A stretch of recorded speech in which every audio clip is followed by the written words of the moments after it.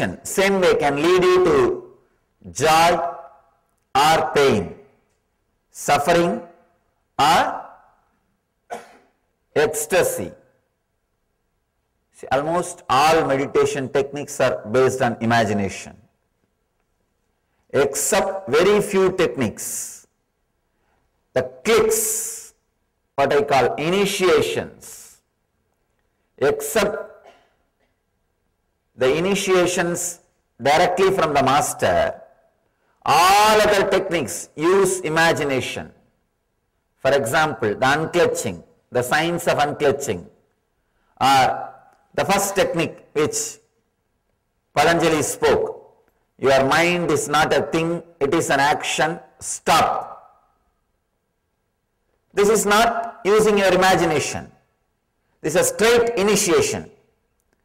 Straight initiation, straight click. Except this kind of initiations, this kind of clicks, all other techniques are using your imagination.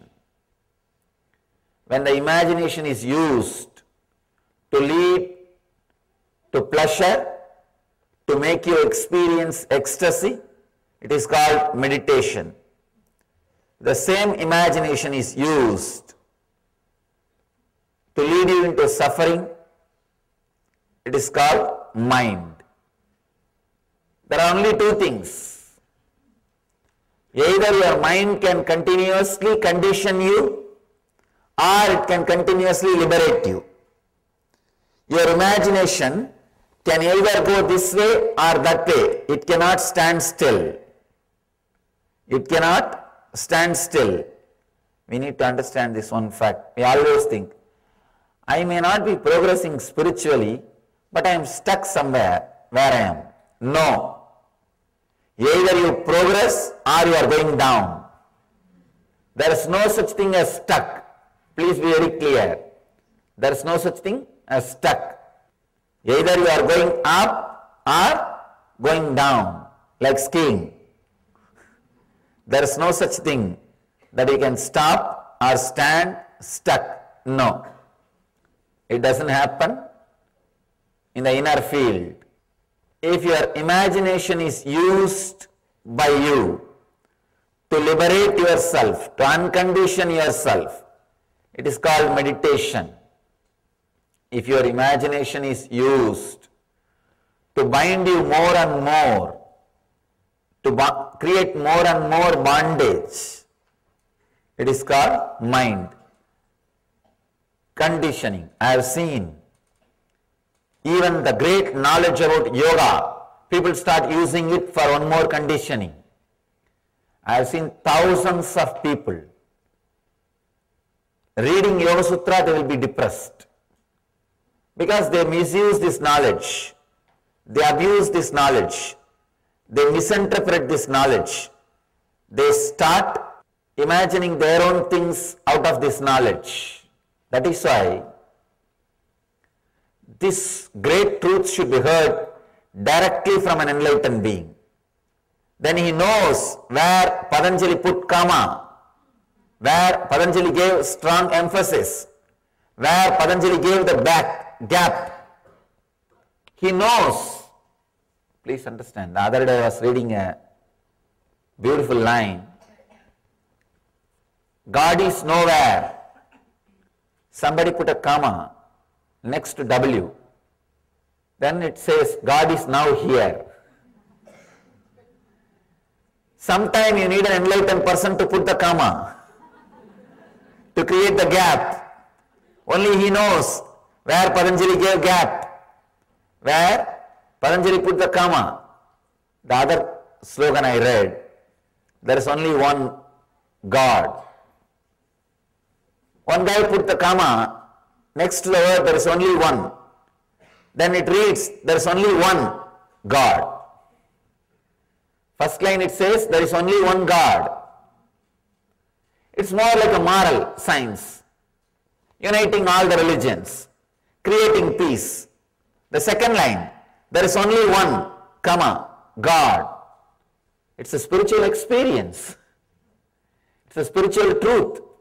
These two statements may look similar, but it has tremendous different significance. Its significance is totally different. See, there is only one God. It can be uttered by anybody. Everybody utters the same thing, but they say in the end, there is only one God, that is my God. Not your God. That is where the problem starts. Everybody accepts there is only one God, no doubt. But everybody says that God is only my God, not your God. The path to that God is only my path, not your path. That is where the problem starts. So if you put one comma, there is only one God, there is only one comma, God, then it's a spiritual experience. This statement means there is only one thing, nothing else.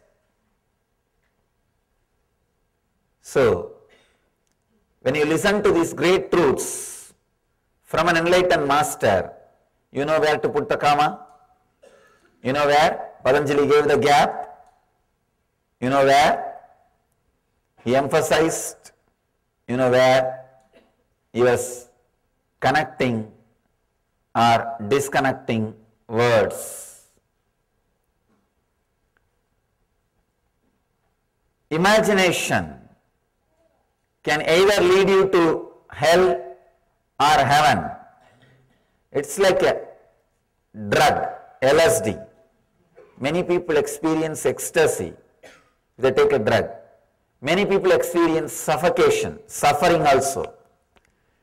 If you are habituated for nightmares, if you take LSD, you will have a suffocation feeling. Your LSD experience will be nightmarish. If you are habituated for sweet dreams, if you take LSD, you will feel like you are in heaven. That's all. It is intensifying what you think, intensifying what you imagine. The drug experience is nothing but intensification of what you are imagining, your imagination. Your imagination can lead either towards this direction or that direction. I can give you thousands of examples, thousands of stories. Especially I am constantly working with people's imaginations. It's my life. Last 6 years I am working with imaginations of the people. Millions of people directly and millions indirectly.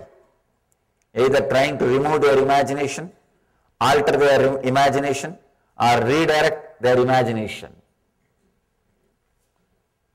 Just today, one of my disciples was telling me, before she used to come regularly to the ashram, her daughter will always object. Why are you going there? You are not attending us. You are not caring for us. The family pressure.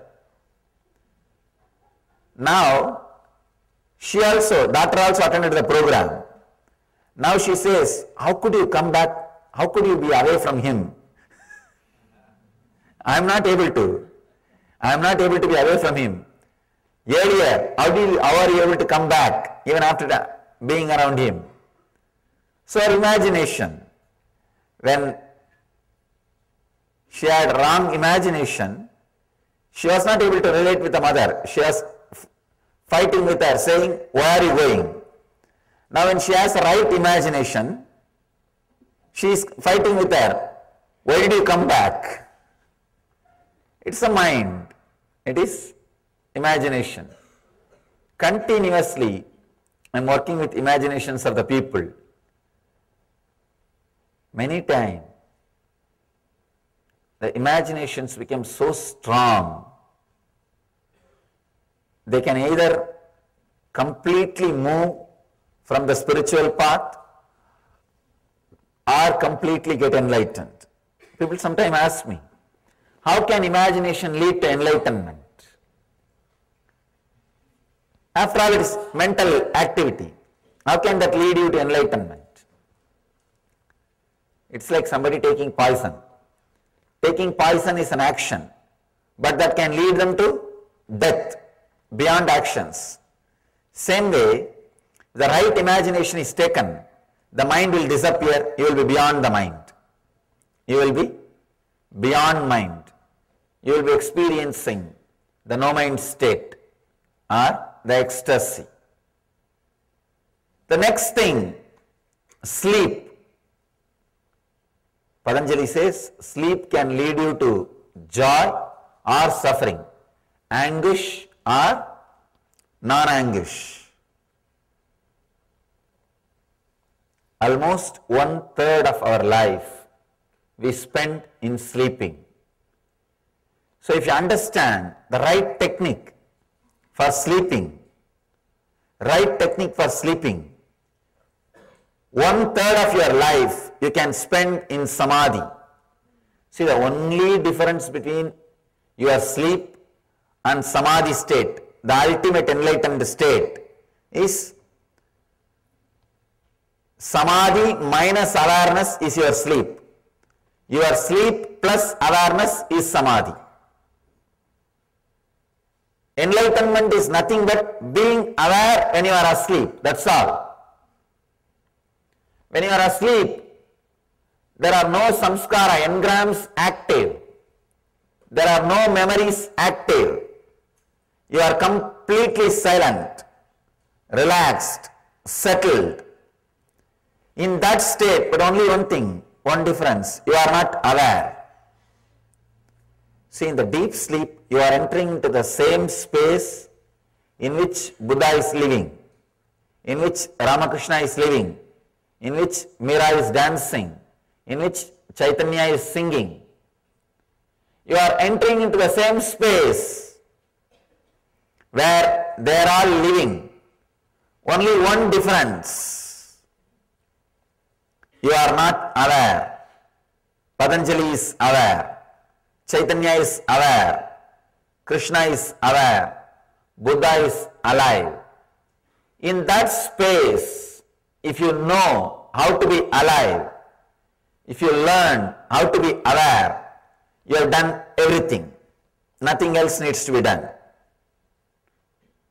All you need to do is how to be alive when you are asleep. How to be aware when you are asleep. Now our problem is, forget about how to be aware when you are asleep. How to be aware when we are awake. How to be aware when we are awake. That is a big problem. That itself is a big problem. Today we will practice a technique to convert your sleep into samadhi.